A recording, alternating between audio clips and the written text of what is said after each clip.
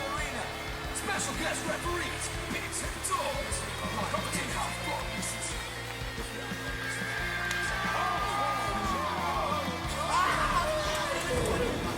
He gets hurt from a pep-up fight. You take a full wallop in the face, man. Hello, welcome to another episode 60 of the Real Wrestling Show. Dash blog. And with the Real Wrestling Show, for the Real Wrestling Show, AEW. We're the Real Wrestling fans doing the show for Real Wrestling fans about a show we think that is the best wrestling product. This one here. And if you haven't seen it, you can check it out on YouTube. You can check it out on Turner TNT. TNT in America. TNT. You can watch it on Fight TV over here, and you can catch it on ITV as well.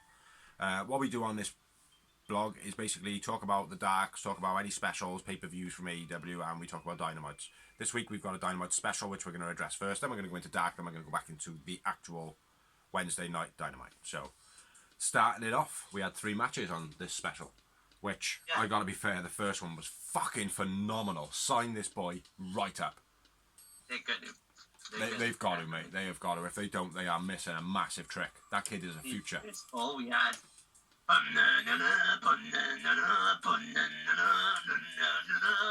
What was that? You are beautiful on the inside. On commentary, Oh, yeah. Chris Jericho on the commentary. Yeah. Alongside JR, Tony, and Excalibur. Yep. Excalibur. First matchup was Scorpio Sky. Looking very frustrated in this one, but equally as good versus Ben Carter, who was phenomenal. Yeah. So yeah, what you wanna say about it, mate? Because this was a sick match, definitely worth a rewatch for anybody to come see. It's Carter's Dynamite debut. For that. Yeah, I mean, Ben Carter, as I said the first time round we seen him, he was beast then. Yeah. Beast again, like, I mean, he was sick. He was toe to toe with Scorpio all the way through this, man. Another British ledge, soon to be. Nice middle rope crossbody by Sky. Yeah. Nice cradle backbreaker into submission by Sky. Sky drops Carter and uses a few heel moves. Yeah. You know what I mean? He seemed not dirty, but aggressive. Like pulling his shoulders down and like putting an elbow across his face and stuff. Yeah. Yeah. I picked up on that as well. Heely tactics, like. Yeah. A side flip into reverse neck breaker by Carter. That was beast. What was that? A side flip into reverse neck breaker. Oh, yeah. Yeah. That was cool as fuck, man. Yeah. Very AJ Styles-esque, that was, mate. Yeah. Yeah. You remember when he does the moonsault, grips him in a thing, and then comes around with a elbow drop? Yeah. Beastie move, mate, that was. And big boot on the outside then by Scorp, man. That was beast as well. Yeah. Beast by Scorp there. Frog splash by Ben. A little bit sloppy. Like, it looked alright, but it didn't look anything special. Like when he went up, I was expecting something with a bit of a flip in it, like, to be honest. But I'm glad he just did a frog splash, but he could have done a bit better. Nice setup into the neck breaker cutter from Scorp this week as well. He's done it a few times, but he doesn't do it that often, but very nice. Fisherman Buster by Sky. Very cool again. Yeah. Scorpio dodging the kicks of Ben Carter as well, I thought was very cool. Like, very indicative of Scorpio's character, like where he would duck and jump and duck and move, and do you know what I mean? Like, very Scorpio Sky. You had of his eye. Yeah, he did. Yeah, I did notice where he got it from though. I think it might have been from that AJ Styles type move. Yeah, I think because obviously when you come over, that elbow is always flailing, like, do you know what I mean? Like, it's always unprotected. So, couple of other things in here. Scorpio's fast leg takedown early on in the match, man, was very cool as well. And I know it's only just a scissor leg takedown, but he does it so sweet, like, very fluent. Yeah. Yeah, a couple of poor drop kicks in this match, but other than that, absolutely beautiful, like, beautiful match. But beautiful backbreaker by Scorp. Ben had so much energy all the way through it. You know, Scorp laying out Ben in the corner as well, so it had some gritty shit in it. You know, it was good, yeah. But I'm telling you, that guy, mate, Ben Carter versus Ray Phoenix. Speed versus speed. Yeah. Get a bag of speed each, mate. Fuck me. Yeah. It'd be the Flash versus Sonic the Hedgehog. Oh, absolutely fantastic matchup, man.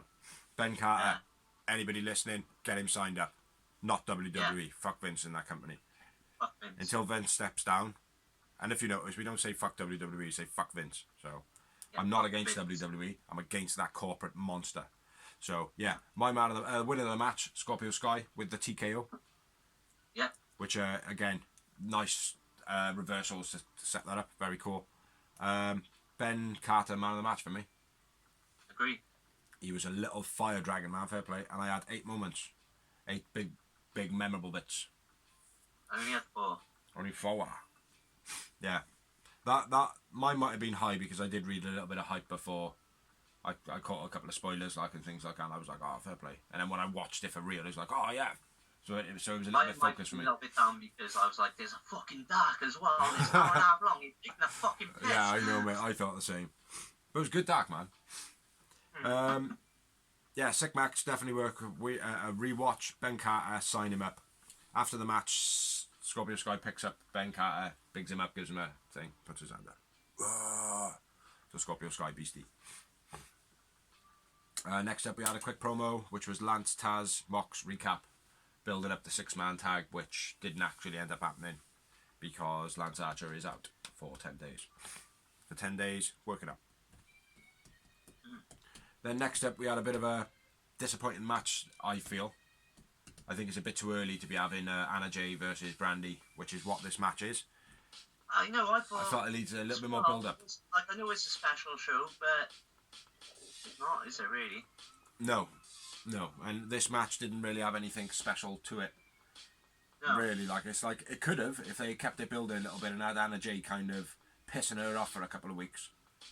And then Brandy just getting to the point where she's like, right, I can't put up with it anymore. Like, now I want to fight her. You know, so... I do think this isn't the last match, though. I think this is a bit of build-up to another match. Yeah. But, let's get into it, man. Anna Jay versus Brandy. Spear by Brandy. Straight away, rushes her. Up the apron, straight away. Fair play. Nice reverse out of Sleeper by Brandy. Yeah. It's quite cool how she did it. Nice snap suplex by Anna Jay. Yeah. Flipping neck breaker by Anna Jay. Nice again. Sling blade by Brandy. One of the only moves she can really do.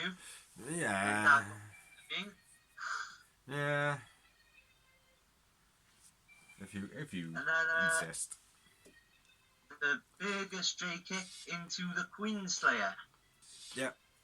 A couple of heavy punches from Brandy.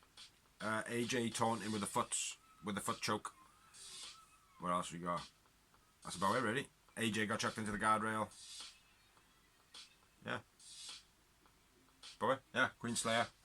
Pretty good name, I suppose. Built on Brandy's name as well, that is. Yeah. Good match. Brandy looked sexy as fuck. And AJ looked pretty good in the ring. Like for her ability, I think she's getting better, as well as Brandy. So. Yeah, definitely. But not a fantastic match. You know, it was good enough. So, you know. I don't know who was supposed to come out on top in this match, though. You know what I mean? I think that's what it is. It's like, well, who's supposed to be getting over in it? Like, you know what I mean? Yeah, and then I know. Anna Jay is blatant heel because she's in Dark Order. She's playing heel character. But then Brandy is like she was a super over babyface. And now all of a sudden she's like, Brand. That's what I mean. It's a weird dynamic, like, but nevertheless, I had Brandy as the man of the match. I agree. I have Brandy man of the match. She is improving. Yeah. I don't think it did much for Anna Jay this match, to be honest. And I had one Momentos. I double draft. I had Foo. You had Foo. Then we had some promos. You want to start it off, or? We had Sky being interviewed by Scorpio Skyliners, being interviewed by Alex Marvez. Mr. Marvez. Kind of interrupted by Matt Sydal. Not interrupted, but bit of a, you know what I mean? Bit of a big obsession, like, oh yeah, no, you the man. No, I'm the man. No, you're the man. You're the man. Not Jericho and MJF, isn't it? Yeah. Jericho and Enter, you're the best. I know you're the best. Why do you keep calling me a loser? But Yeah, it was a good little promo, man. And Sky started off saying that, you know, he's on his way, he's now a contender, so don't count him out, like. And then that's when Seidel come in, like. So, nice little promo. Very hype. Yeah. Orange versus Brody Lee promo. Yeah. Which I didn't even realise was happening, man. Didn't you? No. They advertised it. I even said it last week on the blog, bro. I know, mate, and I probably turned around and said, you know, I'm looking forward to that, but I didn't even realise it was on. It's like, it was only when, earlier on, when Orange came out, I was like, oh, what's this like? And then Brody Lee came out, I was like, oh, yeah, fucking hell. Forgot about that, I was like. surprised at the main event, though. When it was in the main event, I was like, oh, okay. Yeah. Yeah. It's good, though. Good match. And then we had the mini-main event of the evening. Mini evening. Which was the debut, the Dynamite debut of Matt Seidel. There's Matt Seidel, isn't it? Yeah. Versus Sean Spears with Tully. Sean Spears looking like a beast. Fair play. His character has really turned around, man. Yeah. In recent times. But yeah, good match, man. Technical back and forth to start off. Now this bugged me, and I've said this last week. The Contadora in this match, Seidel did a Contadora into nothing, then he did a headlock takedown. Yeah. Like he literally got him in the Contadora, stood back up on his feet, did nothing, then headlock takedown. It was the fucking shittest thing I've seen. It's bugging me, man. Mate, it's like chicken fingers, right? Chicken fingers. That's all I hear in work. All I'm hearing when I die, Yeah. like, oh, Contadora! Yeah. And then he goes like, Contadora! Yeah. Into a DDT, Contadora into a... It feels like every other friggin' thing It does. Excalibur is saying me. It needs Especially to be. on Dynamite, fuck me. It needs to be ignored more times than not, I think, now. Yeah. You know, let the move happen, but stop saying it, you know? Yeah. Because it's not a move, it's a transition. Huh? It's like they're trying to teach us Mexican secretly. But it's a transition, it's not a move, man, so stop using it. I don't know what everyone else feels if you Snap me, think snap about me. it. Oh my god, snap me. Yeah. Oh my god, snap me. Like a head Snap takedown. me. Snap me. Head takedown, head takedown, head takedown. Oh, wrist lock, wrist lock, wrist lock. That's fine because it's a move. It's not a transition, like. Do you know what I mean? It's like a transition is when you go, oh, he's reversed that, Jim. You know what I mean? That's a transition. Like, you don't have to go, he Consadora'd that, Jim. You know what I mean? It's ridiculous, like. So, but anyway, yeah, the Contadora into nothing, into the headlock takedown by Seidel, question mark. Matt Seidel gets thrown into the corner and his face hits very hard. I don't think he was expecting it. Did you notice that? When he got thrown into the corner, he just went poof. Ah. I thought that was quite funny. Yeah. Nice hurler off the corner by Seidel. Very Evan Airborne, to be honest. Nice takedown pin. What's that? Leapfrog Hurricanrana. Yeah, that's the one. Yeah. Nice takedown pin by Seidel. Plus a leg takedown. Yeah, like got the Olympic, Big Show. I call it the Olympic slam roll pin. Yeah, no, that was a little bit later on. It was the thing that, remember we said the other day about someone was doing a move. I think it was Brandy. No, Britt Baker. I think it was Britt Baker. No, someone with legs. We said someone about having long legs. Anna Jay. And you said about getting them in the Scorpion Deathlock kind of position, but then bringing the leg up and dropping the leg over them. Yeah. He did that move. I can't remember what it's called though. Someone used to do it in TNA. But yeah, that was pretty cool. Set out powerbomb by Spears. And then I'm gonna try and pronounce this. Hikaru Rikatoshi. Which was Excalibur's explanation of it. The Hikaru by Spears, which was a pile driver onto the knee from a suplex position. I thought that was sick, bro. Yeah. Up in a suplex, boom, down on the knee. I called it a vertical shoulder breaker. Yeah, same thing, yeah. That's what I said. What did you hear? You must have heard something like Hirokazu Mokomoshi. Yeah, But I did actually... hear it and I went, fuck that. I did say... That's what I said. You must have something wrong in your ears, man. But that was cool as fuck, mate. Diving knees by Seidel. They were quite nice. You know, yeah. I did them a few times. Spears sat on the chair. Seidel big missile drop kick. Yeah. That was cool as fuck as well. Seidel gets the chair in the ring. Referee grabs hold of it. Tully loads up Spears' glove while nobody's looking. I was looking. I was using my third eye, Seidel. Yeah. But yeah. Spears' gloves loaded. Punch. DVD for the finish. Yep. Which is the DVD, for you who don't know. He gets out a disc, slams him in the face. All the shards of plastic get stuck in their eye. No. Basically, it's a Death Valley driver. And then it explodes. Yeah. And their face goes everywhere.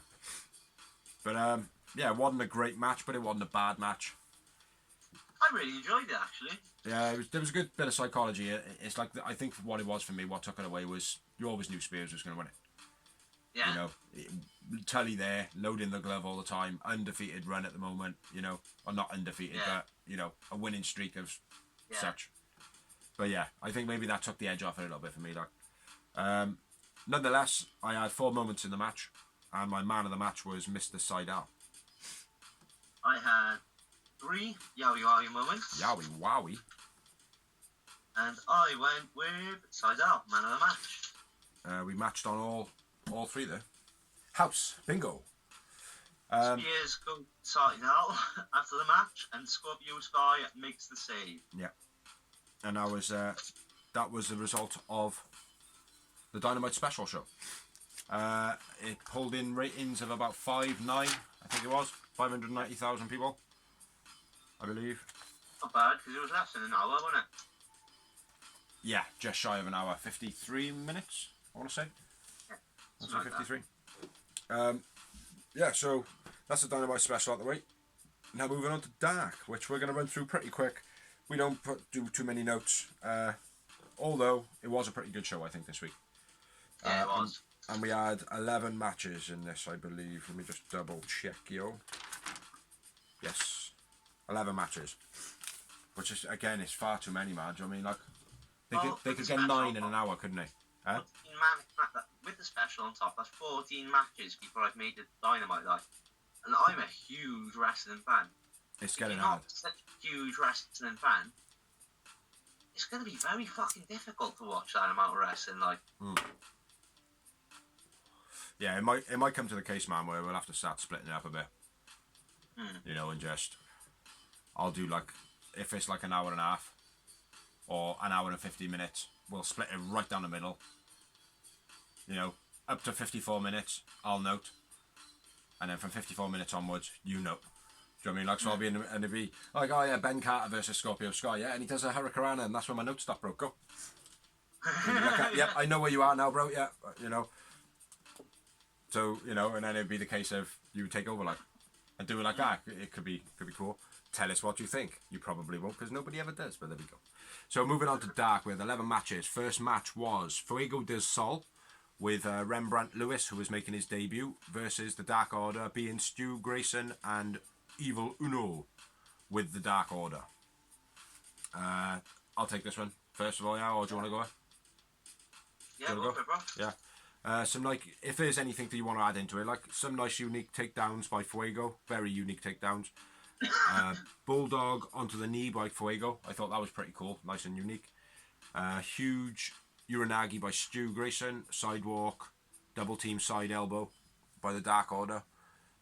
Yeah, sidewalk slam with the elbow off the top. Nice backbreaker by Stu Grayson, always does it very well. Evil Uno, flatliner, the inside out flatliner sort of finish of the match. It was Win, average and I match. went with Stu, man of the match. Stu, I went with Fuego in this one. How many moments? 3. 3, same as me, man. Yeah, average match, nothing spectacular. So, yeah, next match. Next match was good, in a way. Like I said, I like to see in Dark. I like to see, you know, two names which are competitive, which you couldn't. Is that how he does his pose? We had I see you.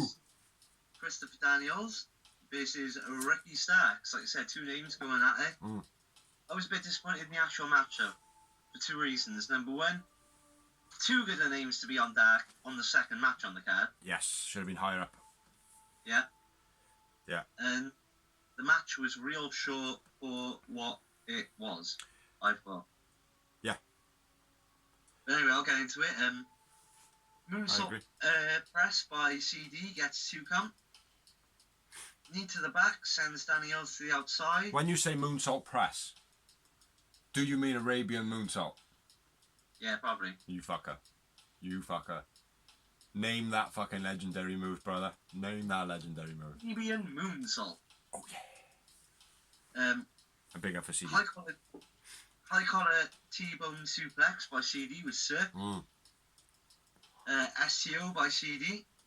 And then a misdirected spear by Starks gets the win. Yeah. And that's what pissed me off because Starks didn't really give Daniels much of a beating. No, he didn't. He also clobbered CD in the face at one point. I think it was Christopher Daniels' fault. There was a point where they were exchanging elbows, and Ricky Starks went for one more elbow, but Christopher Daniels went in for like a pushing him, and Ricky Starks kept his elbow low and conked him right on the top of the head. But yeah, he pretty much caught everything here. And the STO, I will say, I've written next to it in little brackets. Nice and simple, man. Yeah. So simple. And he almost fucked up the Arabian moonsault as well. But big up Christopher Daniels for getting on it. Man of the match for me, Christopher Daniels, 1 moment. Snap, brother. Snap, snap. Yeah, Spears, Starks, finish. Expected this match to be better, same as you said. And then Ricky Starks went over onto the commentary for, I think it was the rest of the show, or certainly some of it. Yeah, the rest of the show he was on it for then. Yeah, I didn't like him on commentary. I didn't either. I was going to say he's a bit shit. Man. Yeah. He hasn't got charisma. He haven't got the charisma that Jericho's got. No, he hasn't got the. I don't think he's got the vocabulary. Like he can put on good promos and all that, but he haven't got that natural rockability that Jericho, that like Mick Foley. You haven't got that voice to him, like, you know, someone who can just ramble on, like Booker T. He was a good one as well, like, you know, Pope, Taz, you know, but we could go on for ages, like. But yeah, not as good as what I expected it to be, considering what the names were and the push that they're trying to get. But a win over Christopher Daniels for him is big, so. Yeah.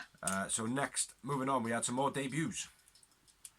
We had Puff, who is Kip Sabian's first best man, and Calvin Stewart, who I'm not sure who that is, versus Butcher and the Blade with Eddie Kingston. Yeah.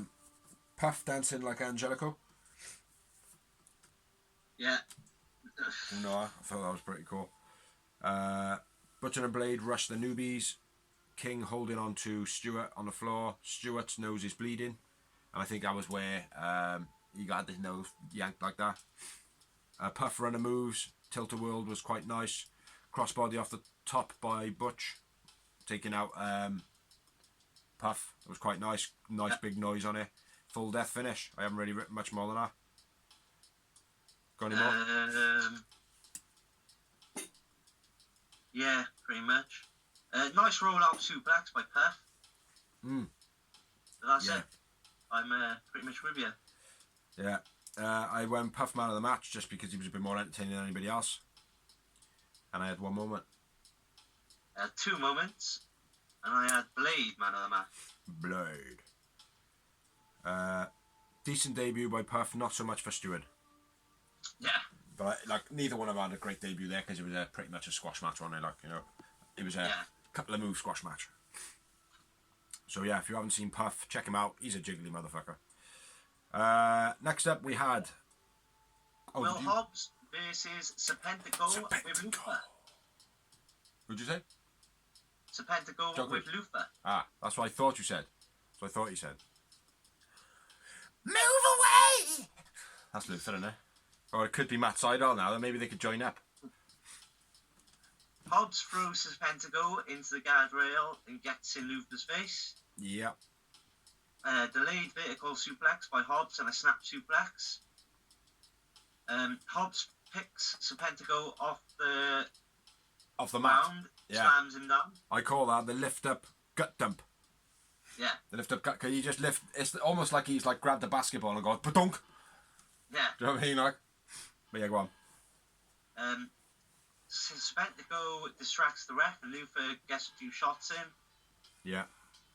On the outside. Hobbs captures Serpentico off the top rope, but Luther intervenes. But it doesn't matter because Will Hobbs gets a spine buster and gets the win. Yeah. There was a boot by Serpentico that was very, very poor in this match as well. Very noticeable that he missed him completely, like, but he still sold it. Will Hobbs still sold it. But we'll rub over that one. Man of the match for you? Will Hobbs. Will Hobbs, snappity dappity, and 2 moments. Just a win for me, bro. And it is a huge spine buster. Huge spine buster. And I'll say as well, he looked a bit calmer as well. He didn't look so pumped up on his entrance and stuff like that, which I hope he stays at that level. It looks good. It suits him a bit more, like, you know, come to the ring like that and explode in the ring and become that monster and then back down to chill. Like, I mean, that's staying humble, you know what I mean? A bit like Baruch. Yeah. Yeah. Damn! Next up, we had Lucha Brothers with Kenny Kingston versus Dante Smiley and Max Stardom. Again, I think this happened in the last time. There was very poor display by both of these dudes. I didn't enjoy them at all. Nice pin by Max Stardom. Reversed by Phoenix. The rope flip thing by Ray. Yeah. That was very cool. How he rolled out the middle rope like that. And the commentators were like, "What the fuck? What the fuck? What the fuck?" Which was obviously noticed it. Diving neck stomp. Nut stomp by Penta. It looked brutal. No more children. ODD package suplex. The odd package suplex by Smiley. It looked a bit unusual, that did. Like, I don't know if it was a fuck up or what. Penta driver, Phoenix high drop kick, double team finish, which I forget's the name of it. I don't know the name. No, the Lucha Brothers double team finish, which is like a pile driver with like a push down spike sort of thing. By Lucha Brothers. Pentagon, man of the match. Oh, well, bro, we're on par tonight. Me too. And 2 moments. 3 moments for me. Poor display by Smiley and Max. That's all I got. For an overall. You're fire! Yes. Come work for Vince. Next up, match number 6 was over to you, brother. It's on you. Danny Garcia and Kevin Blackwood versus Joey Janela and Sonny Kiss. No, we missed one out there, brother. Yeah, I did. Because that's the match after this one. Because it is Rising and Xander Gold making his debut. 5 and 10 of the Dark Order. Which is Alan Angels and Preston past 10 Vance. Lance Vance Dance. There was Xander Gold's AEW debut. Nice backdrop drop kick combo by Dark Order. Yeah. Ripcord into cutter by 10 was sick. Neckbreaker onto the knee by Rising. Yeah, very cool that was. Big Beal, then Northern Lights by Xander. Yeah. A Beastie Spine Buster by 10. Could give Will Hobbs a run for his money. Fling over the top rope combo by Dark Order. Yeah. And then diving stomp into Power Slam by Dark Order, and Dark Order win. Yeah. That's pretty much all I got. It didn't feel like, in the beginning of the match, it didn't feel like there was any energy. Like, it just felt like it was just a real stale match. Like, it was just no gusto or urgency in it at all. Like, I mean, well, the names in it are called 5 and 10 for start. It's not like, who's just smart? It's like 5. Yeah. Introducing 5 and 10. Yeah. 10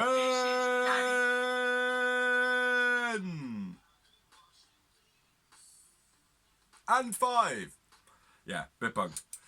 Dark Order were show in this. I don't know what that means. Dark Order were showing this. That's what I've got in this thing. But Xander was my man of the match, just because he had a lot of energy. He was jumping all over the shop. Like, he was pretty cool. I went with 10. Not even just saying that, I went with 10. It doesn't sound right, like, I mean. Yeah, Xander not good enough to be signed at the moment, but I think shows a lot of potential.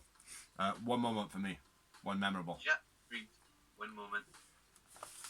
Then next up we had the one you were going to say. Danny Garcia and Kevin Blackwood versus Joey Janela and Sonny Kiss. Which are the new Midnight Express, to the dismay of Jim Cornette. How many notes you got on here? I've got 2 lines, nothing spectacular. So the fact that you missed out the other one, it makes me think that you had more notes on it. Stereo Japanese arm drag by Kiss and Janela. That was nice. Nice bow and arrow stretch by Garcia. I haven't seen many people do that recently, and it's a nice old school move. Yeah. At this point, Janela gets the hot tag, hits top rope drop kick. DVD by Janela.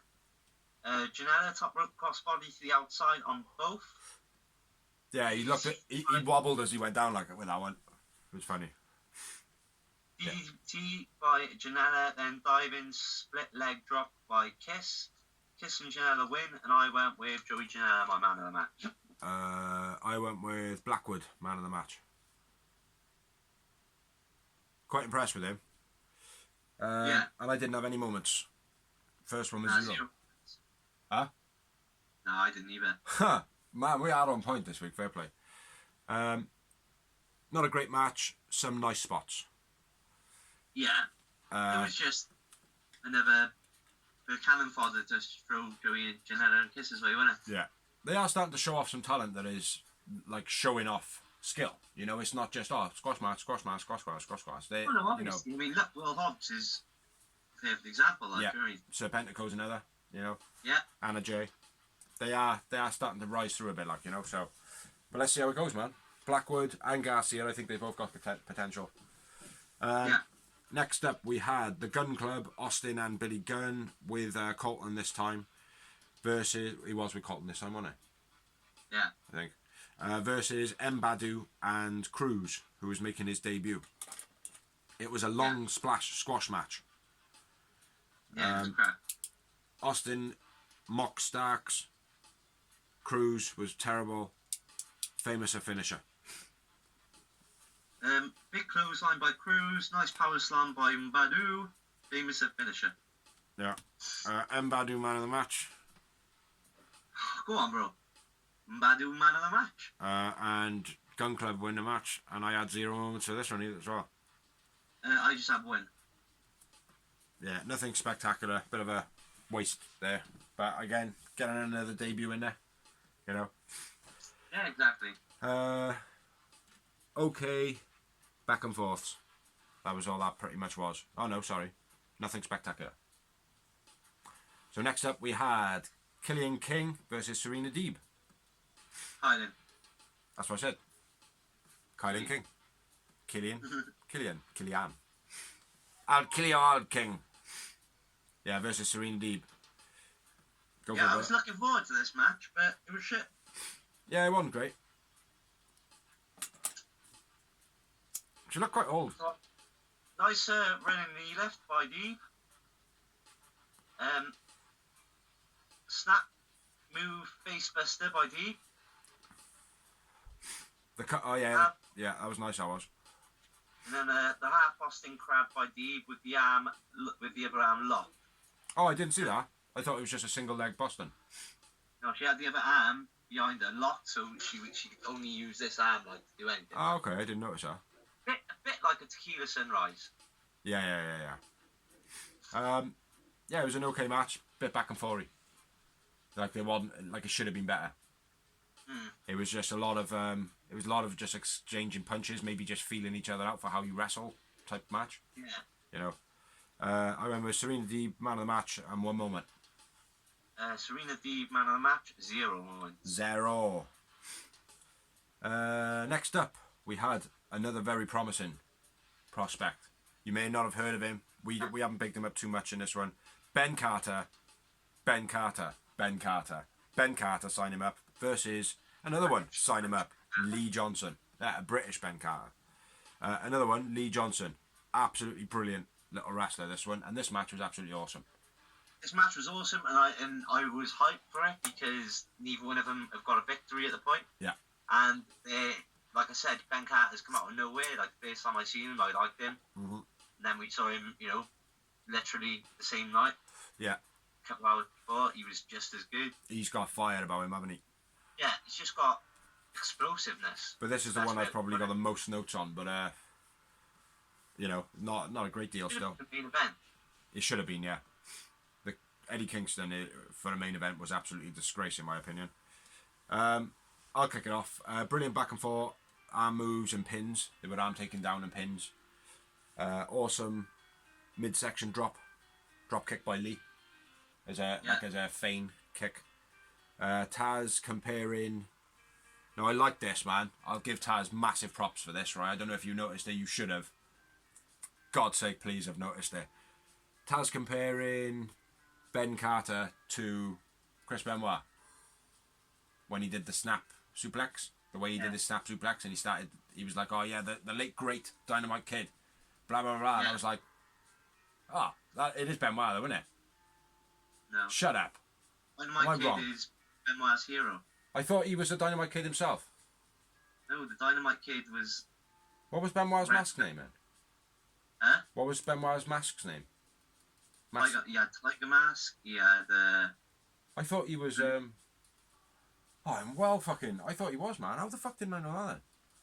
Dynamite Kid is Benoit's hero. Benoit is what he... Yeah. Trained himself after. Yeah, I thought he emulated his name as well. Oh, fuck me, man. Bow my head in shame. He might have in Japan. I couldn't say he's never been called that. Well, because regardless, then, right? If I've got that wrong, I got it wrong, and I apologise. But comparing him to the Dynamite Kid, like, that's still phenomenal because he did. Like, if Benoit took it, and Benoit's my favourite, to compare him at that, like, I mean, that's great, and I know that's where he got his, whatever from. So, Carter STFU. Lee crawling for the rope. I thought that was pretty cool. Old school again. You mentioning in the last match there was a couple of holds that were old school. I thought that was quite nice. If there's any stuff now that I haven't put in, just check it in, man. Do you know what I mean? Because like I said, I got a few notes. Ben Carter slipped off the top in the suplex. Nice recovery though. Nice recovery, yeah. I think he kept his leg rigid and caught the middle rope. Yeah. But even so, with the 1 foot, he seemed to have control of it, didn't he? Yeah. I mean, it could have been real bad at first. It's like, fuck. Yeah. Yeah. But you got it back quick, like. There was I think they were at that point where they were just about over for it to not make a difference, Yeah. like. There was a beastly pump kick then by Johnson. Yeah. Was I'm not sure if that was before or after the clotheslines, man. The sick dual clothesline where they hit each other, then they get back up and then they big boot each other. Yeah, that was the final, the big booting. Is that the pump kick you're on about? Yeah. Yeah, that was sick, man. Yeah. And then Blue Fin the Bomb by Lee, gets 2 count. Yeah. Sick moonsault by AJ, question mark. Why have I written AJ? Oh, he did, Ben Carter did a move what AJ does. Spinal tap? Went for the spinal? Yeah. No, I don't know. I can't remember. I've written sick moonsault AJ. It might have been that one where he does the backflip actually and gets him into the... Yeah. Might have been that again, like. I think it's the Scorpion Death Drop. Ben Carter does Big Show's move, then where he spins it around and does the front neck breaker. Yeah. That's it, because I've written reversal at the end of it, which must mean the turning it around. Yeah, that was very cool. And then, like you said, Blue Thunder Bomb by Lee. Gets 2 count. That was the next part, which you just said. And then Johnson hits a DVD and gets a 2.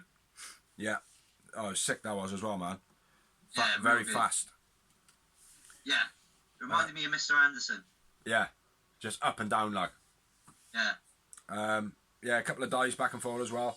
Ben missed the moonsault on the outside. Yeah. Spinning, flying, sprug flash finish. Spanish fly to the back. To Lee Johnson. 2 feet. By Carter. Lee Johnson. And the frog splash by Carter. Oh, my bad, yeah. I've just written... I thought I wrote spinning, flying for frog splash. But it's not. It's actually Spanish fly, frog splash, finish. Like he said. Sick match. Both got very bright futures. Would make a great team as well. I think they accentuate each other's styles very well. Like, Ben Carter, man of the match again. I'm with Lee Johnson on this one, bro. Lee Johnson. I'm not surprised, mate. They were just as good as each other in this. Yeah. And I had 4 memorable moments. You know what, brother? 4 memorable motherfucking moments too. 4 memorable wowies. Yeah, and then on to match 11, which is the second mini. The mini. Sounds like I said then. The mini main event of the Onion. What's that? Brian Pillman Jr. Yes. is Eddie Kingston. Yes. Couple of boo-hoo moments in this match for me. Like, not boo-hoo. Yeah. Boo. He's Eddie Kingston. As Main in- event for that. Yeah. It's the whole him going, I wasn't eliminated from the match, though. I wasn't eliminated from the match. I'll get into it. Pillman outpowering King. Outspeeding King. And then Pillman gets chucked into the guardrail. So he was outdoing him. He was out-calibering him. Kingston was playing it well. Playing there. Oh, shit, man. This kid's faster than me. Rolling out the ring. Blah, blah, blah, blah. Sloppy scoop slam by Eddie Kingston. He just didn't give a fuck. King then hits him with some stiff kicks, a lot of stiff clubbing, like slamming downs. His throws were stiff. Kingston real blows in the corner when he just started slapping him. 4 of them caught him full in the face. Yeah. Stiff Samoan drop from the crucifix by Kingston. I wouldn't say stiff on that one, it's just he had him more lower down and it was more of Kingston's body mass that hit him. But before that, there was a top rope sunset flip by Pillman that got a 2 count. He does that nice, man. Yeah, I don't give that enough credit, like, but he does it very, very cool, like. Kenny stiff clothesline to the back of the head.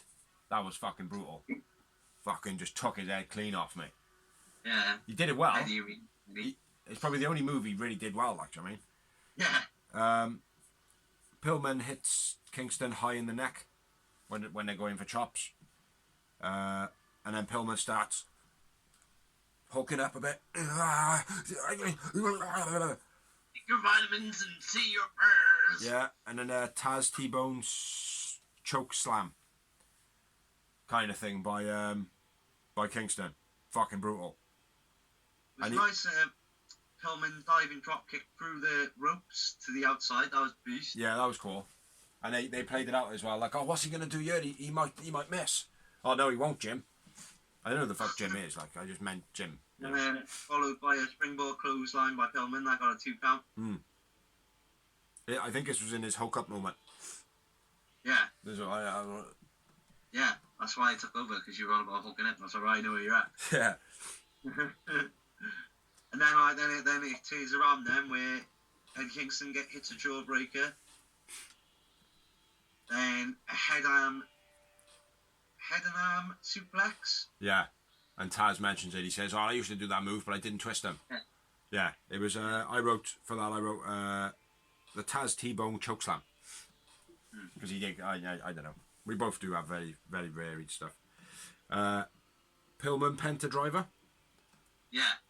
Was it a Penta Driver or was it a variation of? But it certainly looked like it. I've written Pillman nice roll through powerbomb. Yeah.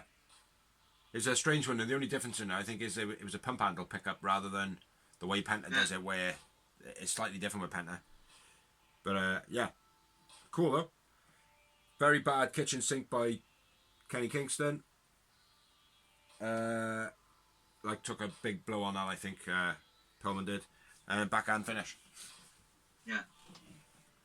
Man of the match for me, Eddie Kingston, only because I was more in shock of the shit that he was hitting him with than than Pillman just taking a battering like. But Kingston shone for me in this one. I went with Pillman man of the match. Brutal beatdown on Pillman, took it like a fucking man. And it was, man. It was almost like this match was a receipt for him, like to be like, right, if you want to really make it in this business, this is the kind of shit you've got to be able to take. You know, if you can get up from having a shit kicked out you by Eddie Kingston, you can make it wrestling anybody, like, you know what I mean? But I had 6 moments, and most of them were fuck me. 4. Yeah. One of them when he clubbed him in the back of the head. Yeah, one of them for me was as well, like. A couple of like the stiff shots in the corner, man, where he was slapping the fuck out of him. I won't forget, like. Yeah, so that's the end of Dark. So we've done the special. This is Dark done, and now we'll move on to Dynamite. After talking about 14 matches, we'll move on to the main show. Yeah, it's fucking crazy, man. Fucking crazy. Just imagine it, mate. Some people like blog on all of the wrestling. Like, do you mean how can you do it? Like, how can you do it? You know, fucking. I know. Sad, weird freaks. Yeah, you sad weirdo freakos. No, mate, I've dropped ROH, man. I've dropped NXT. Have you? Yeah, I haven't watched NXT for weeks, mate. I ain't got time. He's come to the dark side. Are you keeping up on BT? No, I'm still watching BTE when I remember. I forget like now and then, but most of the time. There's a video online. If you type in the Dark Order BTE best bits, it's about 10-15 minutes long, but it's fucking hilarious, mate. It's literally all of their segments all in one row, and how the story progressed. Oh, it's hilarious, mate. But yeah, if any of you haven't seen it, check it out. BTE online. It's on All Elite Wrestling, or is it on the Young Bucks? On the Young Bucks' channel, I believe. I think. I can't remember. I think No, it's on Being the Elite. It's on Being the Elite channel, isn't it? Yeah. Yeah, Being the Elite channel. But check it out on YouTube. Very funny. They got like 290 odd episodes. Fucking hilarious. So let's get into this shit. We are now on to Dynamite. I'll put it there. You're gonna put it there. I'll put it there. Yeah, we had 5 matches in this. First match to start off was Kip Sabian partnering with the debutant Miro versus Sonny and Janela, the new Midnight Express. And Kip and Miro were accompanied by the super sexy Penelope Ford. Let's not forget. My bad. Another bow of my head and chin. But yeah, there was a couple of moments in this match. There was a couple of moments in this match, man, and I thought, that shouldn't have been in there. Like the one being the injury, where Miro was like, my knee, and then the next second he was just running around like nothing had happened. You know, if you're gonna do an injury, play it to the end of the match at least. You know. Yeah. Or at least like punch yourself in the knee at least or something. You know what I mean? It just didn't make any sense. Janela had a little promo before the match addressing Kip Sabian, saying about Penelope Ford is poison, don't do it, I've been there before. Yeah. You know. Play by play or screen by screen, whatever they call it. Yeah, picture in picture. My first note, Sonny is like a cat, bending out of reversals and down into the splits, like the headlock takedowns and stuff like that, man. Very, very, very nimble, very, very cool. Very fast. Another one that would be good with Ben Carter. Yeah. We did say it was Miro's AEW wrestling debut, didn't we? I did say it was, the debutant of Miro. But yeah, I'm glad you pointed it out that way, because that's what we normally do anyway. A wobbly mix-up in the tag by Sonny and Janela. Yeah. They're like, am I supposed to? It just went a bit weird.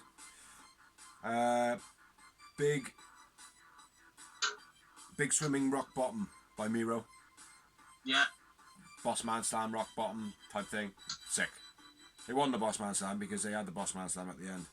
At some other match. Huge Miro, fair play. No. Oh, he's massive, isn't he? He's a fucking animal, mate. An animal, mate. My mate was just like, fuck me. Mate, I said like every time I look at him, I'm like, fucking hell, man, he's a fucking animal, like. It's like you look at Will Hobbs and you think, fair play, that guy's a beast. You look at Miro and you think, Will Hobbs? Who the fuck's Will Hobbs like? There he is, hiding behind Miro. You know? But yeah, guy is an animal, mate. But I don't like his gear. Don't like his ring gear. No. I think he needs to have his boots separate from his knee pads. Yeah. So his boots need to be slightly more, and he needs to have knee pads, bigger knee pads up there, like. But other than that, all right, man. A bit of a wobbly tag in the corner, big spinning rock bottom type thing by Miro, which was sick. Gut wrench off the floor by Miro as well. The gut wrench throw, that was cool as fuck, man. And like 2 of these things have picked up moments in a match for me.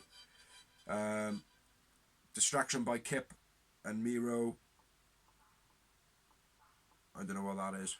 Don't know why I've done that. Ford didn't get involved, did she? No. Yeah. I got distraction by Miro, blah, blah, blah. Miro Kip over guardrail towards Janela, but Janela moves. Yeah. That was beast, mate. You almost killed him. Yeah. almost dropped him on his head. I got that written somewhere. Yeah, but there. Miro out of the ring at this point, holding his knee. Bit of a scuffle on the outside, kip thrown by Miro, which I don't know what the fuck he was trying to do. What move he was trying to do. Like, the only thing I could think he was trying to do was, like, flapjacking down on top of the guardrail with his neck. But he wouldn't do that because it was his partner. Yeah. So it was weird the way he launched him up. And then when Janela kind of just moved out of the way, it was like that. You know? It's like, oh, fucking hell, man. But yeah, it was quite nasty. Miro didn't catch... Huh? Nice one, best man. Yeah, not such a best man. Miro didn't catch Janela as well after he jumped on, did a crossbody. Had to pick him up off the floor, punch him a few times, and then get him in a crossbody for Senny to come off the top and do the spot that was set up, obviously, which was a missile drop kick, which looked very cool. Lung blower double team by Kip and Miro, which looked a bit poor. Again, I think he only connected with the one knee. It didn't look spectacular, it looked a bit sloppy. Some teams can pull that off nice. Kip did not. Kip Miro backdrop on apron. Again, that was poor. Miro like going to throw him out and maybe thought that he had to turn him and put him in a DDT position or something. But Kip just kind of took hold of him and just slammed him. Like, oh, okay. Very sloppy. Camel clutch, Miro finish. Yeah. Got any more? No, not really, bro. Miro man of the match. Miro man of the match. And I had 6 Yowie Wowie moments. 6? Right, oh, doubled mine, mate. I had 3. Yeah, Miro holding his knee, playing on it, and then straight after, he was no-selling. Decent match, though. Yeah. And then after the match, Kenny Kingston comes out, walking past everybody. It's not Kenny Kingston, Eddie. Eddie Kingston. Yeah, so Kenny Kingston comes out of the... I was joking.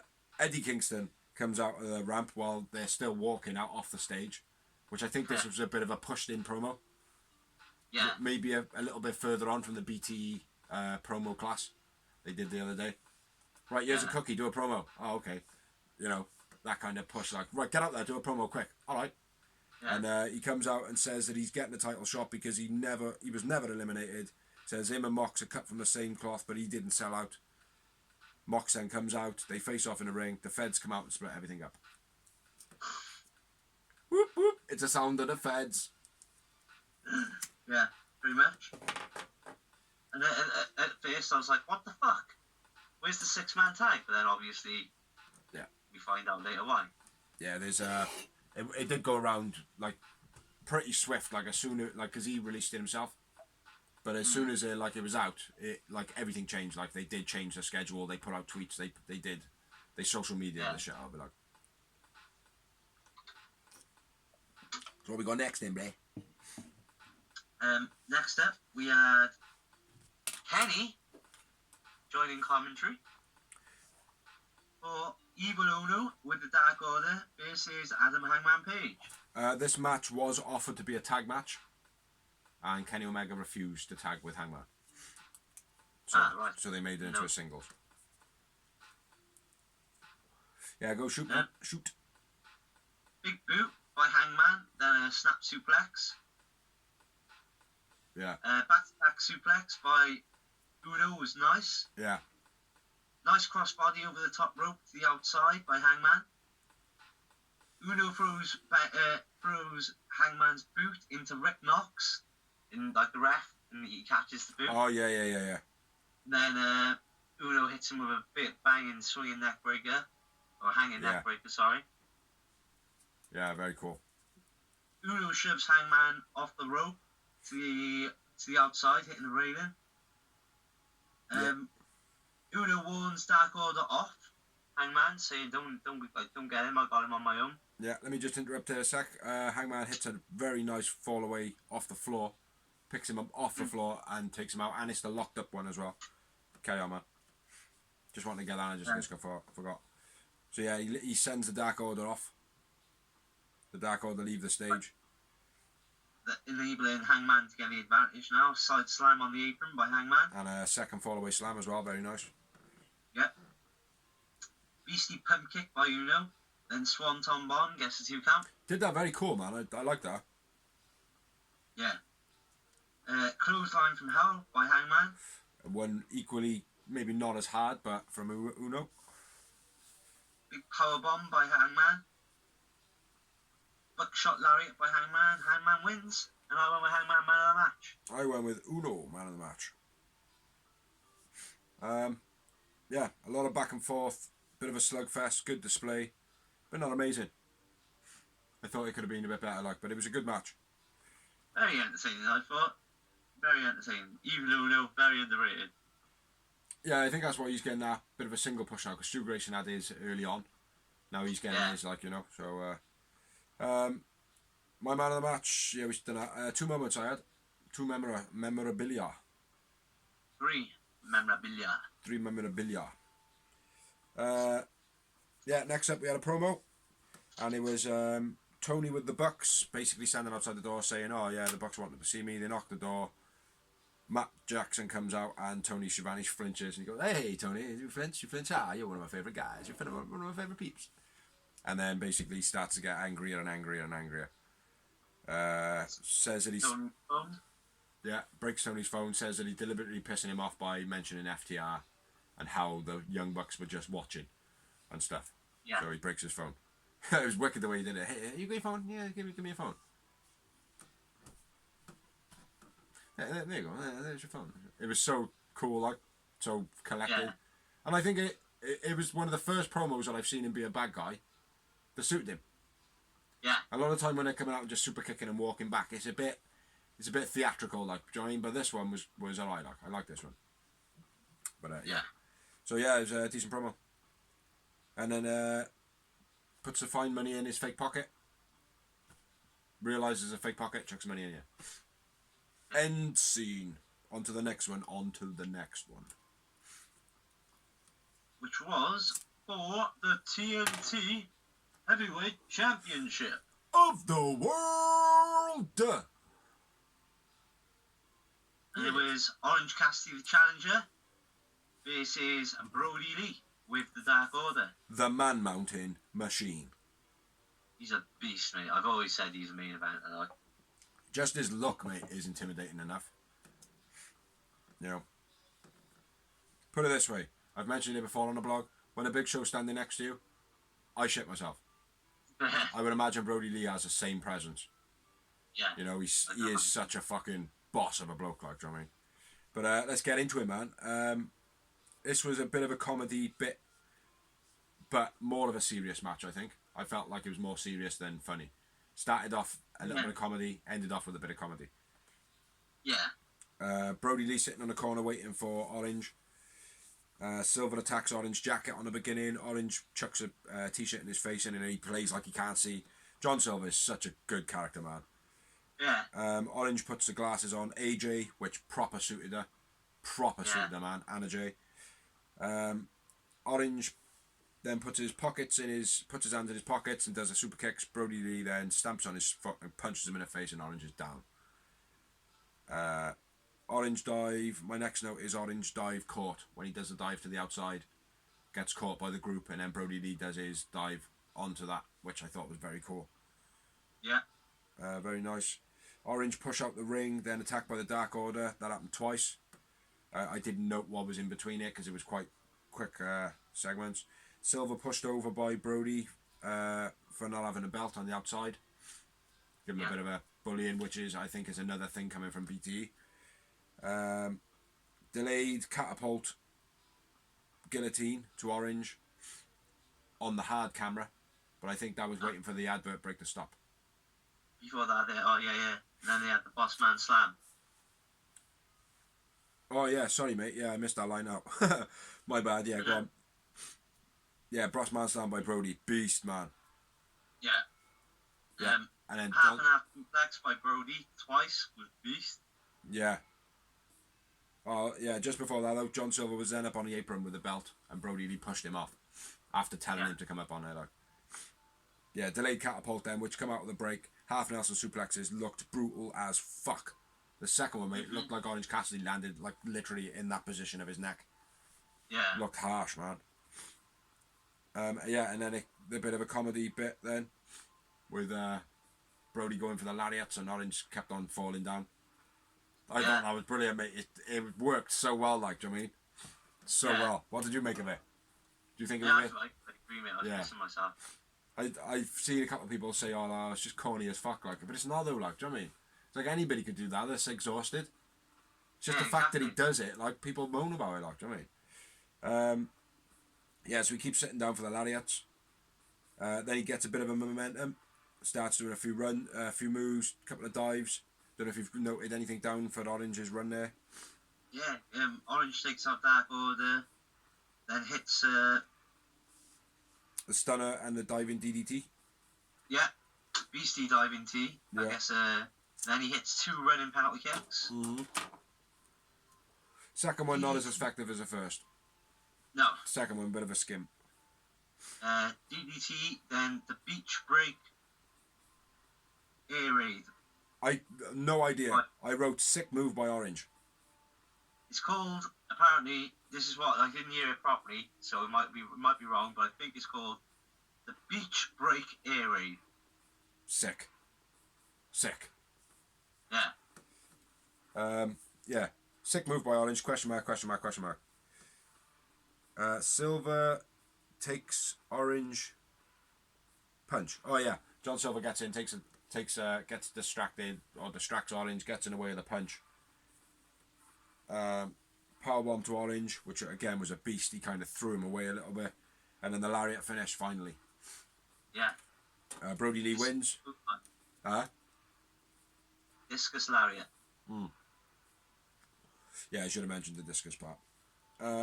Brody Lee wins. Brody Lee man of the match for me. I went with Orange man of the match. Cassidy. And I had 5 moments. Matt, brother. 5 moments. Yowie wowies. What else we got? After the match. Awesome match. And then after the match. What? It's Sting! No! It's another debut guy! No, it's not. It's Robbie Rotten. No. It's Cody's music. It's just music, guys, so until we see the guy, we don't know he's here. Fuck off, JR. You old cunt. Yeah, it could have been anybody, Bob. Yeah, it was obvious it was Cody. You know? Yeah. That's whose music it was. You know? Yeah. And he was coming out behind the thing like he does. But he looks like Johnny Rotten. Robbie Rotten, sorry. Robbie Rotten. Who's that? Type it in Google. Yeah, Robbie Rotten, man. He looked like a cartoon villain. Cody takes out Dark Order, fucks up Alan Angel. Yeah. Yeah, it was alright. I didn't think he looked good, to be honest. I think it's too soon, man. Yeah. We haven't had enough time to miss him yet. Like, we should... The thing is with wrestling, the best way to do it is don't promo the guy, like, you know, promo it for the first 2 weeks, and then just slip him now and then in Brody Lee matches, like, oh, he killed Cody in for 3 minutes or whatever. Yeah. Don't be going on about it like they have been, so we kind of forget about him. Yeah. And then bring him back. Oh yeah, Cody, yeah! Well, Brody Lee said it was 5 weeks that he's been out, but I don't know if it has been that long. Doesn't feel like 5 weeks, certainly. And if it has been 5 weeks, then great for not having Cody there and not even noticing that he's not there and not wanting to see Cody. Yeah. You know what I mean? Not like kind of, and not in a bad way. Like, because I do rate Cody, but it's all about Cody. Say again? Needing to see Cody is what you mean. Yeah. Yeah, the show can survive without Cody being there and not all being about him, but not missing him. Say about Raw when Triple H was in charge. Say again? Kind of like when Triple H was running the show, like on Raw, everyone was like, "Oh, I like Triple H, but it's all Triple H." Yeah. He starts the show. He's the main event of the show. Yeah. Every other promo is him in the show. Yeah. Yeah, man. I've forgotten who we were talking about. We were talking about Cody. Cody, yeah. We were actually talking about Brody Lee and thing. I know we finished that off. Yeah, it was a Cody thing. Yeah. But yeah, I don't know if I like his look at the moment. I think you're right. It's a bit too early. Maybe a couple more weeks. I should have had him out. But he was only out filming that thing with Snoop Dogg and them, wasn't he? Yeah. So but yeah, what we got next up, brother? Hey, brother. Dallas is backstage and interviews Brody Lee. A brilliant and he promo. basically puts him out for a dog collar match. Yeah, brilliant promo that was, man. Some of the stuff he was saying was fucking awesome. Like, how is a man going to go around letting his wife, like, tag me in her post calling me daddy and stuff like that, like, conduct your business and stuff like that, like, you know, you send your brother out, you send your wife out. And it was like, oh, fair play, bro. That's some nice fucking material you got there, like, do you know what I mean? But that one where he was like, how can a man let his wife tag me in her post and be calling me daddy? Because she has been, hasn't she? Like, oh, I've got to go and see daddy and all that shit to Anna J. Yeah. So on Twitter and Facebook and stuff like that, then she's been tagging him as daddy. Yeah. Do you know what I mean? So for him to swing around like that and the energy he portrayed with it, I thought, oh, fair play, bro. So yeah, big promo for me, that was. Yeah. He's a beast, mate. Always been a fan of Brody Lee, Luke Harper, whatever you want to call him. Yeah. I always said, mate, when he was having that little thing with Randy Orton and Bray Wyatt, right, yeah, now they can make him a main event and they can make him a main guy. The crowd are behind him. Yeah. It's like Rusev Day all over again, but, you know, they didn't want to do it. Yeah. And now he's in the AEW doing it, so happy days, fuck Vince. Yeah, fuck Vince. And then we had Matt Hardy with Private Party. Yeah, I wasn't sure what to expect, Jay. Like, they come out wearing, like, cat prints and shit and, like, looking the same. I thought it was going to be a match, so I started writing out, like, oh, Private Party with Matt Hardy versus scribble. And then I forgot to write what it was, like, so I'm glad you just said it was Private Party and Matt Hardy, because I just started off with, says who hit last week. Yeah, basically saying Matt Hardy wants to find out who hit me last week. He calls out a couple of names, and he was like, well, what makes sense is I was hit with something lead, or a pipe, or a bat. And then all of a sudden, who shows up? Jake Hager and Chris Jericho, who's coincidentally holding a bat. Yeah, says that Jericho is the prime suspect. Yeah. Yep, and says that Jericho's an asshole. Yeah, says Jericho's an asshole, and he's not medically cleared, but he can still kick his ass. Yeah. And then Matt Quinn says, nope, you jumped my boy, blah, blah, blah. I want you. And before he says anything else, Isaiah Cassidy goes, no, he attacked me. Jericho, I want to whoop your ass. Yeah. Happy birthday, Matt. Who gives a shit? Yeah. And then Sammy comes back as well.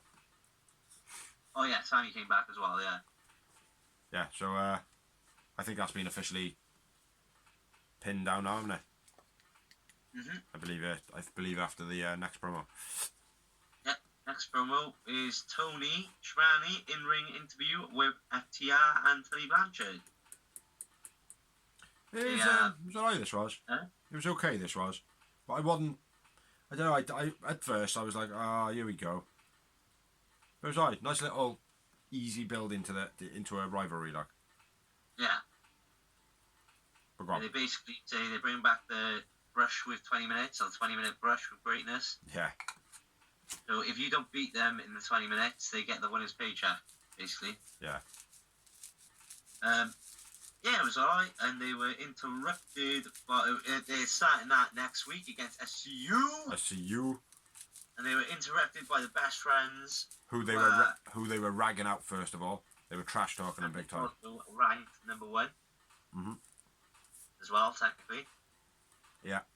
Trash talked them, saying, "Yeah, we saw your street fight, but you know that's not really wrestling, is it?" Yeah, it was just a backyard brawl. Yeah, all that. And best friends come out and basically say, "Yeah, we understand that was." It was a war. That's what it was. It was a fucking fight. It was a war. We'll wrestle you right now. We don't care if we're sore. Let's go for it. Yeah. FTR accept the challenge, and then they don't. Yeah. They played it well, man. I was expecting a match. Yeah. I was really expecting it to go ding ding, whoop, grabbing his hand. Like I was like, what's going on here, like? And it was like, nah, we can't do it. I was like, you fucking pricks. I was looking forward to that. Like, you know, it's like, oh, all right, man. This is good. Like the fact that it's like, no, they've come out, they've called them out, and they're gonna go, yeah, all right. You wouldn't expect it from FTR, like, but then when they didn't, it was like, you fucking swerving bastards. Yeah. So yeah, they did me good, man. They did me a clipper. That was the run of promos then for a little bit. Yeah. Then we had a match and then another run of promos. Nope. Match, promo, end of show. So next up we had a tag team which was pretty decent. Yeah, there was a couple of sloppy moments again, but not sloppy. I would say probably a little bit of animosity. Yeah. And it was Diamante and Ivelisse versus Thunder Rosa and Shida. And Thunder Rosa did an animal tribute in her face paint. Okay. Did you see it? No, I didn't notice it. Yeah, half her on her thing had the animal symbol. Oh, nice. Yeah. Diamante Ivelisse rush from the start. High angle German double team to Shida was nasty. Right on the back of her head, man. Can't afford to be doing that to Shida. No. Double boot on apron by Champs. Yeah, when Shida goes to do a running knee strike, but things mess up, blah blah blah, and then Thunder Rosa and Shida kick him. It's not calling the Champs because these two won that cup as well, so it could be confusing. Yeah, that's a good point. Shida and Thunder Rosa. That's shorter. No, I've written Champs to remind me that I shouldn't read the word Champs. It's like if I was to read the things I wrote down, mate. It's like when I checked the guardrails, we got thrown into the GR, or sometimes I just go Trent GR. It's quicker, like. Yeah, front suplex double team by Shida and Thunder Rosa. This is why I write Champs. Shida and Thunder Rosa. That was quite nice. It was basically an assisted move. Ivelisse Diamante mess up the double team and then the tag, and then Ivelisse then just attacks Thunder Rosa, and this is what I meant about getting a bit sloppy, a bit maybe animosity, you know, because again, a couple of her strikes she caught her clean in the face. So I don't know whether, you know, it is rolling over. We'll have to check the news, see if there is anything. Yeah, another sloppy, scrappy exchange. That's what I was mentioning there. Shida stops the tag from happening. That was quite nice. I always like it when the good guys come in and the bad guys are just about to make the tag, but the good guys takes the person that they're going to tag in off the apron. Always likes that way of it breaking up. Nice double team work by Shida and Thunder Rosa in the corner. They were like doing move for move. One was doing one, setting them up. The other one was coming over, setting them up. Yeah. Consadora stunner and then a DDT by Ivelisse and Diamante. I know, the Consadora. I know, but the Consadora into the stunner, it was one fluent move. It wasn't like a Consadora into, but still, mate, I had to do it because of third head shame of Bow. The Bow head shame of badness. But yeah, the move that the stunner come after with a DDT by Ivelisse and Diamante, that was quite nice. Then Thunder Rosa accidentally takes out her partner in Shida. Yeah. Which is a bit bunk. And it was done well, though. Very well.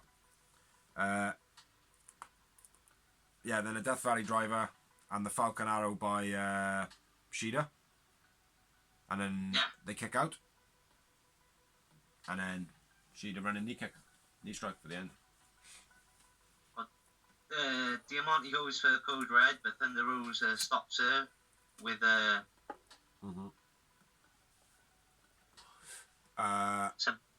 shit, I can't remember what it was. Tiadano? I can't remember. I can't think. I remember the commentators picking up on it as well. It's like sometimes when they mention it, I don't write it down. Yeah.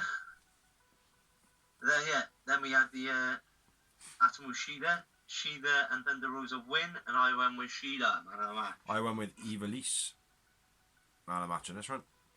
And two memorable momentos, two M&Ms. Double your ass, man, with 4 M&Ms. Yeah, it was an okay match. It was a little bit sloppy here and there. I keep saying I'm a massive fan of Ivelisse and Diamante, and I have been before they came to AEW. But they both seem a little bit off their game. Yeah. Somehow, right? Maybe it is there's a bit of animosity between Thunder Rosa, because it seems to be since she's come over and been wrestling a few matches, it seems to be a bit of animosity there. Like, I mean, they didn't have that before, you know.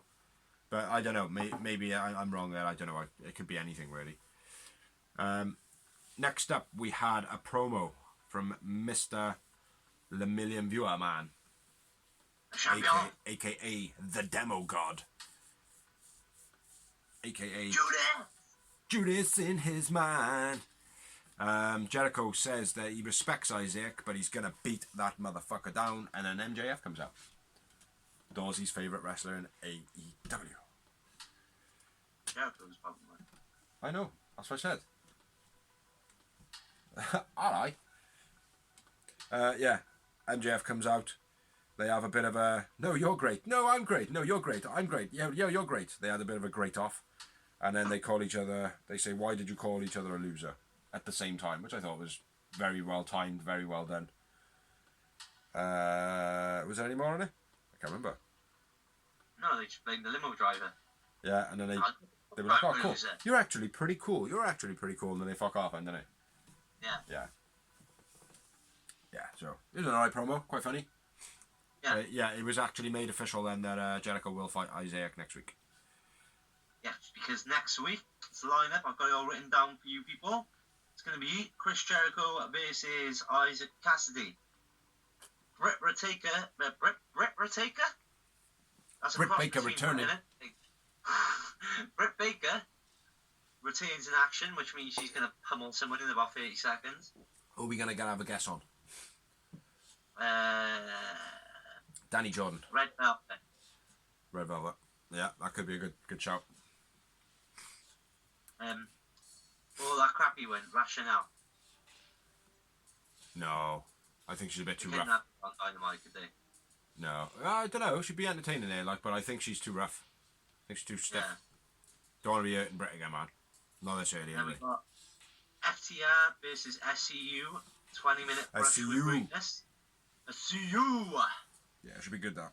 Then we've got Ricky Starks with Taz versus Darby Allin. Oh, okay. John Again. Moxley appearing. That's. I feel like that's going to be too early. Well, I Darby feel and that's Stark. going to be a build-up, isn't it? That's another one which is just going to be. An interruption, maybe. It's not really a match, is it? Like, do you know what I mean? It's like it's just another footnote in the story to the pay-per-view. Yeah. Yeah, hopefully. Yeah. Well, we'll see how it pans out, man. Do you know what I mean? I'm going off an old company that I don't even rate anymore. Do you know what I mean? So.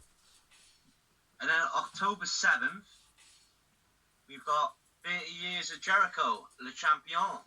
Yeah, I seen something about that. A special episode of Dynamite. Should be interesting. Yeah. And then October 14th, the anniversary show. It'll be Mox or Kenny Kingston, because they're fighting for the title. Right? Eddie Kingston does, remember. Eddie Kingston. Kenny Kingston. Versus Archer with Jake Roberts for the AEW World Heavyweight title. Championship of the world. So yeah, next week shaping up to be a decent show. Yeah. Jericho and Isaac is probably the one that's not my least favourite. Not my least favourite one. So What's that? Jericho and Isaac is probably my least favourite one anticipated. Should be a pretty quick match though. I know Isaac's going to run circles around it, but I would have much rather it be Mark Quinn. Yeah. He's the better one of the two, Dr. Wayne. But anyway. Moving on. Yep. To the main event of the. Yeah, it's completely out of sync once again because I can never tell how long he's going to hold his breath for. Because I do it on purpose. He does it. He does it to be spontaneous. Spontaneous Tom, we call him. Today, the main event was Mr. John Moxley versus Eddie Kingston. The AEW title. Yeah, for the AEW World title. This shouldn't be happening, really. Doesn't deserve it. He's not... Yeah, 18 years, whatever. I don't care. I don't know how much you care about Eddie Kingston. I know, I think you said you rate him. I don't dislike him. I like the fact they signed him. Yeah. Okay, because he's a good wrestler and I think he's got qualities, but I don't. Main event? I don't even think he should be in the main event of Dark. No. Like, to me, he's not like, no. Like, of all the wrestlers you've got, like, what, we ain't struggling yet.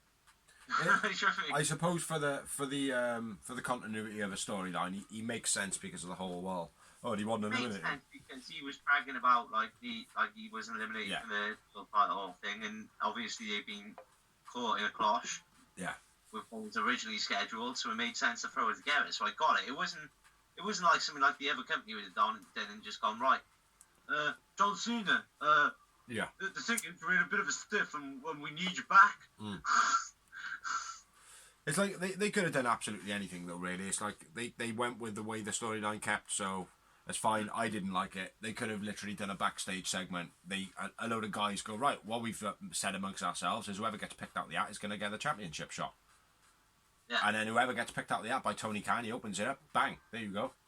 You know, do it that way. Yeah. You know, that could have worked, but then there's no preparation in it or anything like that. You know, nobody gets an advantage because it's just two guys maybe have not wrestled together. You know, could be a bit dangerous, but it's Moxley. Do you know what I mean? Like, he lives for dangerous. You know what I mean? But it's like he's a veteran, isn't he, Eddie Kingston? But like, to be honest, I don't know too much about him. I know, obviously, I know his Impact stint because I've watched Impact for years. Yeah. I know that. I know he was in NWA for a bit, but again, like I said, I wasn't really watching NWA. Not a massive fan of it. When I did watch it, I got onto Ricky Starks and Thunder Rosa. When Eddie Kingston first came into Impact, I didn't like him. I didn't like his character. When he first came into Impact, I liked him. But then he started getting this shitty, stinking attitude like he's got now. Yeah. And then I stopped liking him because it's like, yeah, he's a bad guy. You can see he's a bad guy and he's trying to be like this truthful bad guy. But it's like, for me, that's just trying to personify bad guys, legitimately. Do you know what I mean? Like, and it's like, and I know it's just all a work or whatever, blah, blah, blah, blah. I know Eddie Kingston is not like a prick in real life, probably, you know? But I just don't like that character. It just, you know... It's a bit of, what was the ECW got? New Jack. New Jack, yeah. Yeah, bit of a spectacle in the ring, but a prick. Ultimately, he was a prick. Do you know what I mean? Like, he used to go out to hurt people. Well, he stabbed people on that, and he didn't, and he still doesn't, like... Yeah. Apologise about it. He's like, yeah, I stabbed. Yeah, and if you fuck with me, I'll do it again, though. Yeah. You know, but Eddie Kingston, like, it's almost like he's trying to personify that type of lifestyle, maybe.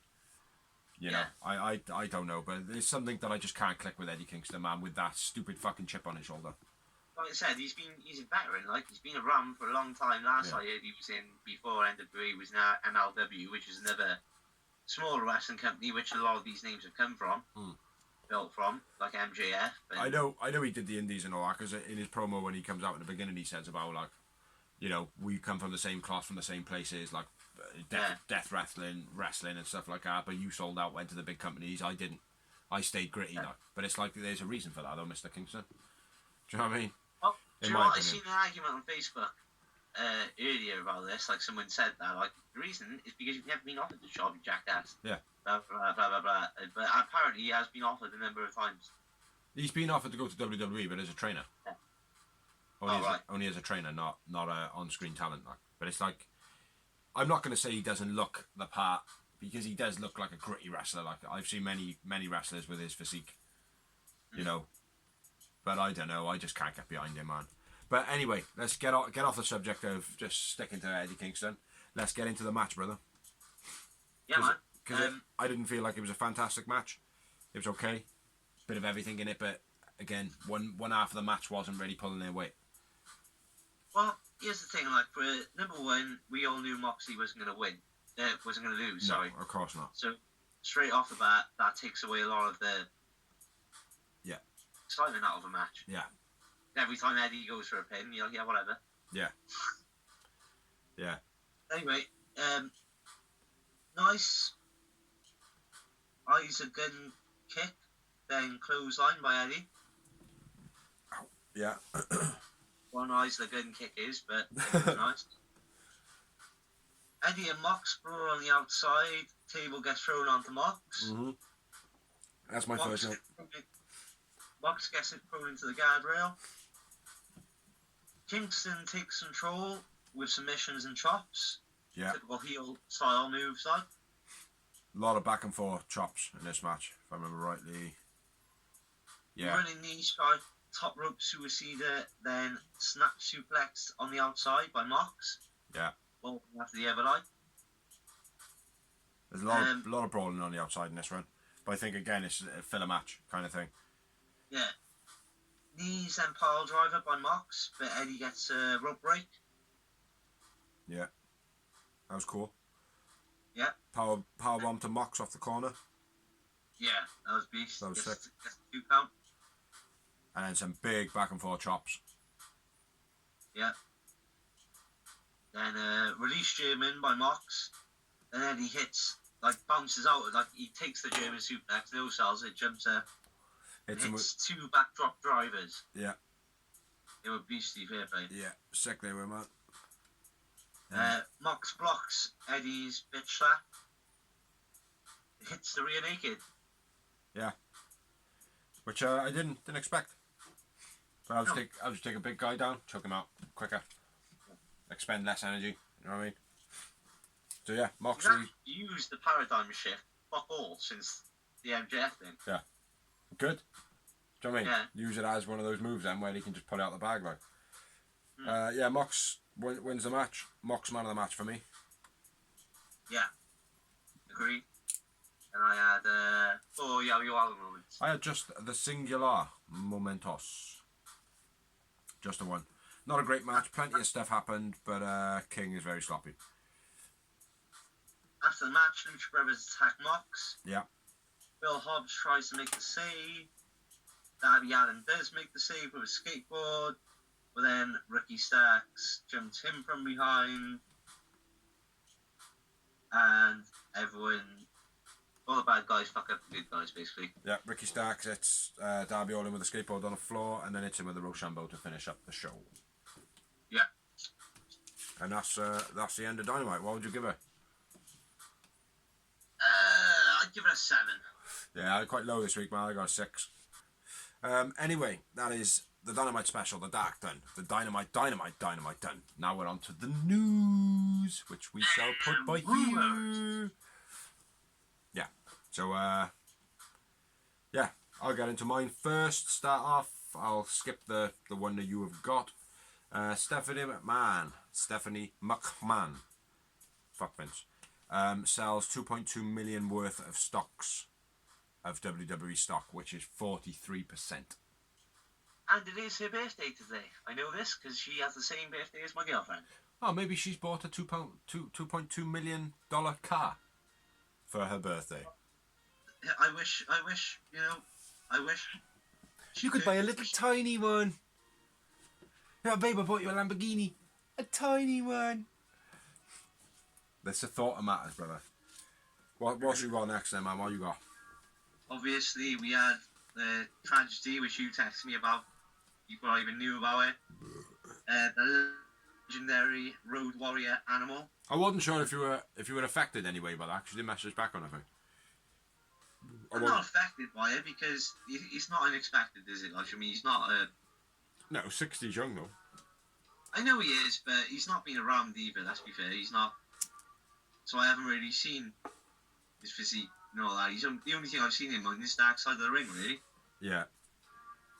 Yeah, he apparently died... Those of you that don't know, he was one of the greatest, like the Road Warriors. Most of you all know as the Legion of Doom were one of the greatest tag teams ever. Yeah. Not just in WWE. Go on the network or go and have a look. They were legends in NWA, WCW, Japan. The guys they were called the Road Warriors when they weren't in WWE. And then when they went to WWE, they became the Legion of Doom. Yeah. And they, if I'm right in saying, they were probably one of the innovators of tag team wrestling in regards to like using electric chair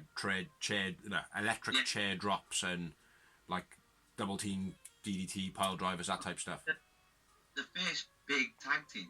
Yeah. Is it like big guys that could wrestle? Yeah. Not like Earthquake and Typhoon, that were just two fatties. Yeah. They were two big muscular guys that could wrestle and they looked like a team.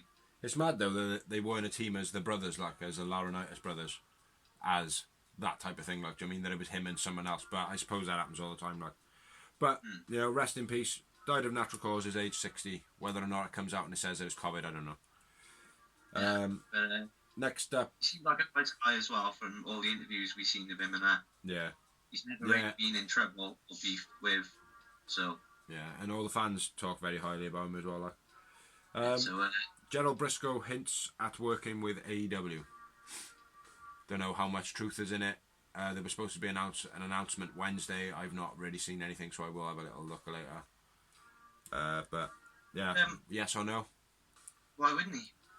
The moment you get fired, I need to work. I love wrestling. Why not work somewhere else? He wouldn't need to work now. He's old enough not to work. Whether or not he's got any fortune left, I don't know. I don't see why not. Well, he should have money left, like the way he's been looked after by Vince all these years. Oh, no, I'm not saying he wouldn't have the money left, mate, but sometimes it's not about the money. Sometimes it's about, like, I haven't got nothing to sit at home and do. I've only worked, so... Yeah, there is that. I mean, I don't see it as being a bad thing. I'd give him a short-term contract because he is old. Yeah, I'd solely have him in as a trainer, if anything, like.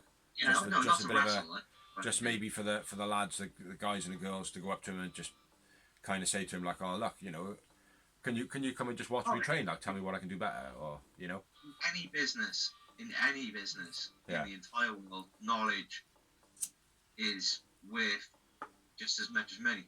This is what makes the money. It is, mate, but he's not an on-screen character, like. But what you got next? What you got next, brother? Next up, I've got Dreams Storm is officially a free agent. My missus is calling for it all the time. Every time Hangman comes out, oh, James Storm. I was like, maybe. All the AEW fans I've seen on the Facebook pages lately have been going, two cowboys together, both drinking. Yeah. Be amazing. It would be good, but I don't know if it would. Like, it might be cool if this Hangman thing and Omega keeps building, and like Omega starts kind of being like a little bit pissed off with Hangman but not doing anything about it, and then James Storm comes in and then Hangman walks off like with a happy ending, and then Kenny's just like, and now I'm pissed. Not only did the person that kind of fucked up my championship not fail, they've now succeeded and I am now in a dark place. You know, that could be a very good thing, like, you know, that would work. James Storm would be a good signing no matter what. I do as well. Again, like, he's a good on-screen presence and he would be make for a good trainer. So good news that is. The news why the 6-man match didn't happen on the main event of Dynamite is because Lance Archer has tested positive for coronavirus. Apparently, one of his family members got driven to somewhere and they were around somebody who had COVID. They contracted it. He contracted it as well. So, Lance Archer's quarantining for 10 days, I believe. So, Back onto the COVID subject again. NXT were forced to change the show that they taped recently, that aired recently even, due to COVID scare. Basically, some of the trainees of NXT had a party. One of them tested positive for COVID. They obviously work in the performance. They go to the performance center, so anybody they were around or whatever was taken out of TV and whatnot. Bell ends. Let's be fair. Yeah. Absolute fucking bell tips. They gotta stop it, man. They gotta. It seemed to get to a point now where everyone is just like, like, I've caught it now. I've got rid of it. You know, it's like, I don't know what to make of it now, man. It's just getting so many lies and shit. Next bit of news. It's not really news. Bobby Lashley's 15-year debut in WWE. So big up Bobby Lashley. You know, he did a nice little run in Impact. He started making his name. He's going back to WWE, floating around, I would suspect. You know, people might say, oh, no, he's in the main event. Like, but yeah, I'd say he's floating around. The worst thing he ever did, mate. Yeah, I think so. Like at first he came in with a bit of, like, splash, like they always do from Impact. They're like, yeah, we got an Impact guy. Let's push him for 5 minutes. Yeah. We're bored now. Yeah. We've got him now. Impact haven't got him, so it doesn't matter. It's, big up to Bobby Lashley, though, on the longevity. And doing MMA during that as well, like, do you know what I mean? So, you know, probably deserves a bit more true accolade than Brock Lesnar, in all respect, like, for wrestling, considering he was an amateur as well, like, you know, as well. Yeah, exactly. So, yeah, big up. I got one more bit of news then, so over to you, bro. Naomi, which is, I believe, Jey Uso's wife. Yeah. SmackDown superstar undergoes unexpected surgery to remove a massive fibroid. Yeah, I'm not exactly sure what that is. nor am I. I'm not a doctor. It wasn't done in the ring. Hence the reason it's unexpected. I think it's just something that happens sometimes, like with people. Like something goes wrong in your body, and like so you have to have your intestines removed or shit like that. I just think it's one of those things. Like it's a woman thing in a uterus. yeah, Probably considerably painful if left untreated, I would think. But yeah, so good luck to you having your surgery. Next up, I've got. That's been successful, and she's on the recovery route already. Oh, is she? Yeah. Oh, happy days. My next bit of news: WWE announced a new line of wines. Doesn't sound anything like WWE have done over the last couple of months. AEW have done over the last couple of months. You know, no, I can't think of any like little bit of the bubbly lines, any tags, anything like that. That was ultimately successful. Not to say that WWE haven't done it before, and the Bellas have certainly done it before. I was going to say the Bellas have done it. But it's They've just. done it independently. Well, they're making money now on the back of Jericho doing it, obviously, and they're going to do it on the back of the Undertaker and can't remember the other one. But the Undertaker's a prestigious name, so you'd probably buy as a fan, you would probably buy a bottle of wine with Undertaker's face on it, or a bottle of wine with a little leather coat and a hat. Do you know what I mean? Yeah. That'd be sick, bro. I'd buy one of those just to keep on my shelf, like. Yeah, exactly. Who is it? Undertaker and might have been Hulk Hogan. Let's say Hulk Hogan. I got a feeling it's John Cena for some reason, but probably John Cena. But yeah, that's my last bit of news, man. You know, copying AEW in every way they possibly can, which makes sense because they're the better show. Serena Deeb is cancelled few independent appearances and is self-quarantined in 10 days. Sorry, but I'm dancing to music. And unfortunately, our Welsh girl, Tegan Knox, on the independents known as Nixon Newell, is having an MRI for a possibly torn ACL. Yeah, which... It's already done the Triple H knees on both sides. Yeah. Like H did. So, it's not looking good, unfortunately. No. It's probably not, man. It's probably your last, no pun intended, run. Yeah. You know, because ultimately, man, if you keep busting your knees, it's quite high impact on your knees. You know, just going up and down a ladder is high impact on your knees, mate, and I do that, and I know how much painful it is. So if she's in pain constantly, I don't know how long she's going to be able to do it with pop knees. So, but, yeah. And the last news go on. is AEW beats NXT in the ratings. Again. But the highest rate, all wrestling ratings have gone up over the last few weeks. Every single show. Yeah. Raw, Smack, except for Raw. Sorry, Raw's the only one that's declined. Because it's shit. Like I said myself. Yeah. But the highest climbing show of them all at the moment is Impact. It's a big up Impact. And Anthem. Doing very well, like, and their TBS. That's on the demos as well. That's on the demos as well. Yeah. Oh, good on him, man. Good on him. It's entertaining, mate. It's a very, very fun show. Yeah. You know, so, but yeah, that's all the news we got. That is indeed. That's all the news we got. Oh, shit.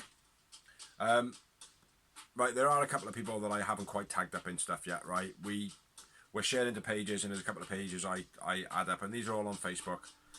Some are on YouTube, but we share into these pages, so thank you very much to all those people that allow us to share on those pages. I will get you up in the tags. Thank you everyone that shares. Thank you for sharing. Thank me for sharing. Thank me for editing. Thank you for recording. Thank you for being alive. Thank me for being alive. I could thank everybody. I could just go on like, but thank you everybody that shares. Thank you everyone that comments. Thank you everybody that likes. Thank you Mr. Ripper for the opening. Thank you Brave Toaster. Brave McGraw for the music in our previous blogs. If you haven't seen him, check him out. Check out Jake Ripper, both rappers. And if it is any rappers that watch us that we know, chuck us over your music. We'll put it in the background. Give you a little plug. Yeah, so episode 60 over. And hopefully not too much on dark and then off to next week. So. And we're probably not going to be in the same room together for a while due to COVID. Yeah, we've gone, something we should probably know. We've been put back into local lockdowns, so I'm in Newport, lockdown. He's in Cardiff, now in lockdown. Caerphilly's Yeah, locked down. Boxing Lots of places are locked down. And for all you Americans out there, right, where we live is not in England. It's in the UK, the United Kingdom. It's a kingdom, so you've got 4 places in it. Those 4 places: Wales, England, Ireland, or Northern Ireland, or whatever it is, Scotland. They make a 4. That's the United Kingdom. We're from Wales. Wales. So, yeah. Wales. So, yeah, catch you next week. These Facebook sites got bucket hole, but then the brains the size of peas. With makeup talk that are really fake time, looking like a tangerine. And yes, it's only Facebook, but it is a great look. Have some self-esteem. Get a book of 5 tabs, get to the bathroom, have a good wash and clean.